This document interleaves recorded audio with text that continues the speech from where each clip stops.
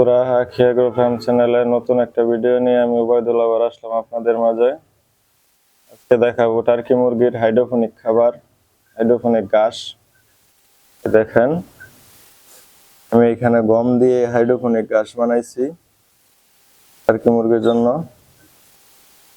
আপনারা যারা বাসা বাড়িতে টার্কি মুরগি পালন করেন, যেখানে ঘাস তৈরি করতে পারেন না, ঘাস পান না, তারা এইভাবে বারান্দায়, ছাদে হাইড্রোপনিক ঘাস তৈরি করতে পারেন টার্কি মুরগির জন্য। এগুলো দেশি মুরগির জন্য অনেক উপকার।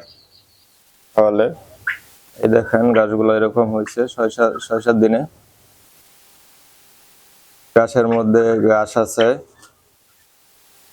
বীজ আছে, শিকড় আছে। এগুলা খাওয়ালে দানাদার খাদ্যের পরিমাণ খুব কম লাগবে। টার্কি মুরগিরা এগুলা খেতে খুব পছন্দ করে। দেখেন কত সুন্দর ঘাস হয়েছে। এগুলো আমি গম দিয়ে করছি, গম দিয়েও করা যায়, ভুট্টা দিয়েও করা যায়।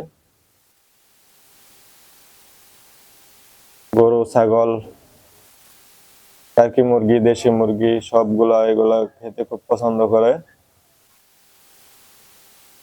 এগুলা খাওয়ানো মুরগির জন্য, গরু ছাগলের জন্য খুব ভালো। আপনারা যারা অল্প পরিসরে টার্কি মুরগি, দেশি মুরগি অথবা গরু ছাগল পালন করেন, তারা এরকম হাইড্রোপনিক ঘাস বানাইতে পারেন। ছাদে, বারান্দায়, যে কোনো জায়গায় এরকম ঘাস হবে। কিভাবে বানাইছি, কি করছি না করছি সবগুলো আপনাদেরকে দেখাবো। আপনারা দেখতে চাইলে কমেন্ট করবেন, আমি পুরো প্রসেসটা আপনাদেরকে দেখিয়ে দেব। বন্ধুরা, আজকে এই পর্যন্তই। আপনারা যদি দেখতে চান পুরো প্রসেস ঘাস তৈরি করার, আমাকে কমেন্ট করে জানাবেন। আমি নতুন আরেকটা ভিডিওতে সবকিছু দেখিয়ে দেবো ইনশাল্লাহ। তো বন্ধুরা, এই পর্যন্তই।